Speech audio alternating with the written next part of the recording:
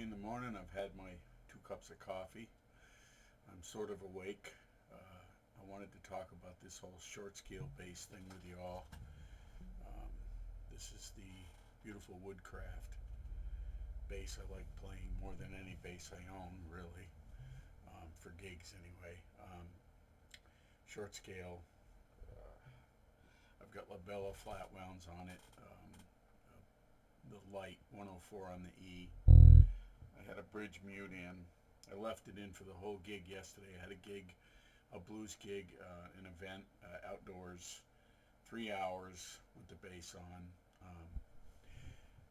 and easy load in, back right up to the tent, and then move your car after 20 feet away from you. So no problems there. Played it through the Ampeg RB 115 for the whole gig. Got the great sound. So I want to talk about making this switch, riding the short bus. It's been very difficult for me. I have serious health issues I have to pay attention to. I won't go into details. You all know I have bad arthritis. That left thumb is right there. It's awful painful, and my left shoulder's bone on bone, needs to be replaced. I'm trying to avoid it. My lower back, I've got degenerative disc disease, and which caused some mild scoliosis. Anyway, I bring a performance stool with me in case I have to, sit or perch on the stool and play and sing. Which yesterday I stood the whole gig and I just sat down a couple times when I didn't have to be at the mic, just to rest my shoulder and my back, and play this bass. And I want to talk about making this transition after playing Fender Precisions and jazz basses my whole life, and having to realize that it's become impossible for me. And if I'm going to keep playing, then c'est la vie, improvise, adapt, and overcome. And this is what I do.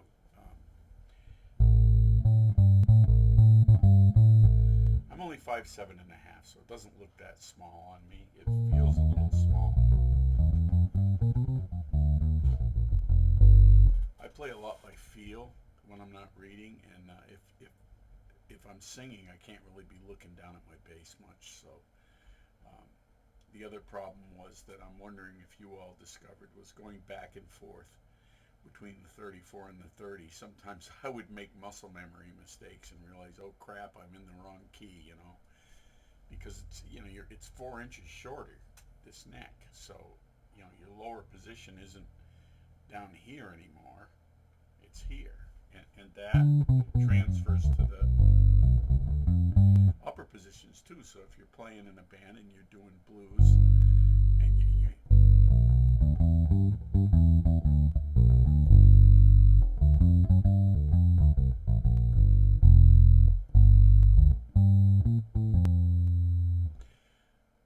you've got to kind of redevelop that muscle memory, which I've been doing because I've been playing them on and off for a few years now. And right now I have, I'll put it in the links. I'm selling three long scale basses. I love the basses. It's torture for me just looking at them here, and I don't even use them to record anymore. I've switched over to using these. Like for instance, right now I'm recording a blues rock soul album for a female singer friend of mine with some great musicians, and I do all my recording for that from here, unless we do some live tracks, and then I go to the studio.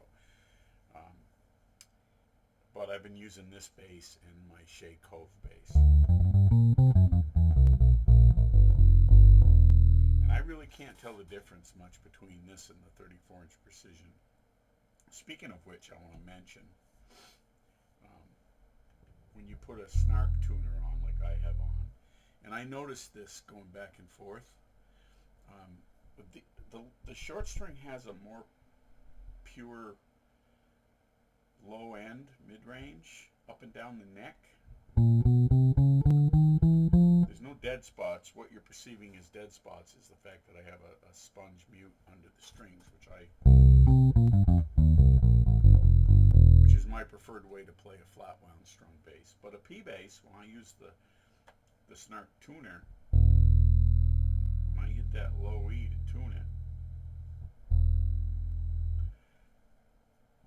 it fluctuates between an E and an A. Any 34-inch scale bass I use my tuner on, it does that. That tells me that the A note overtone is included in the E note, which is why it sounds different through an amp than this. All I get is a pure low E here.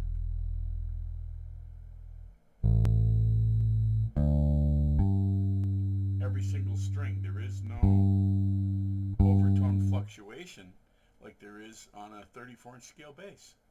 Every one of them does that. So it's a more pure tone. Not only to mention that for those of us that are aging, they become aging and have issues like mine. They become ergonomically very difficult to play because of the weight. And, you know, with a bone-on-bone shoulder, that scale length, you may be experiencing it too. Anyway, this video is just about me telling you that don't feel bad about making the switch like I did for a while. This is a perfectly acceptable way to keep playing bass, and they sound fantastic. And I've discovered that in many ways they sound better. There's just problems with the 34-inch scale that I've never liked having to deal with. And I think, I've said it before in videos, I think that they became really popular because they were the first bass that people switched from the upright to, and they were meant to sound like a loud upright. And I think that 34-inch scale was somewhat copied off of a quarter scale upright bass. And they became popular because of the upper strap post placement, the solid body, the solid note, the flat wounds, and the Gibsons became popular as well. I love Gibsons, I just don't like the way they balance. Same with Hofners, I love Hofners, but the balance is you're constantly fighting, me anyway, if you're used to a Fender. But these you don't, and I'll tell you, I think I've played just about every short scale bass there is, and these Woodcraft are the best I've played. And I'm not just trying to sell it to you, I'm just telling you, if you're playing a short scale and you find, like I did, a JMJ Mustang, great sounding bass, but it still weighs 8.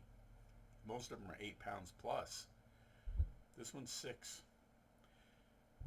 It's got a little thinner neck depth-wise, which I like, and they're 1.5 here at the nut, like a jazz bass.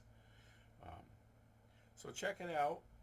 Don't be afraid to get on the short bus if you need to. I think you'll find that you're happier in the long run.